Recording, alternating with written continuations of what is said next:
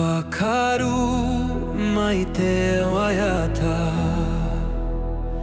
te tangi o te ringa, te kita oro e rere ana, na hauna hariko e karanga. I wenga nui i te oneho,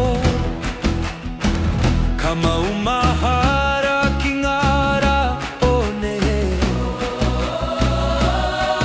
Te tere o ngā ati o Iserela, i raro i te maru o tō aroha.